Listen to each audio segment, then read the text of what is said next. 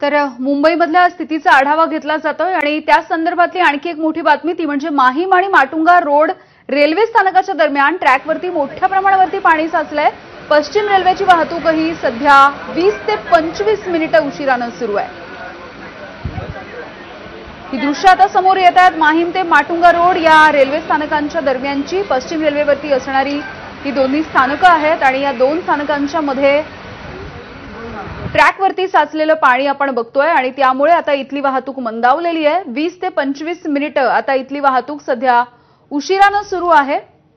याआधी harbour railway, मध्य railway या दोन्ही वाहतुकी खोळंबून गेलेल्या आहेत आणि या सगळ्याचा परिणाम आता पश्चिम रेल्वेवरती सुद्धा होताना दिसतोय।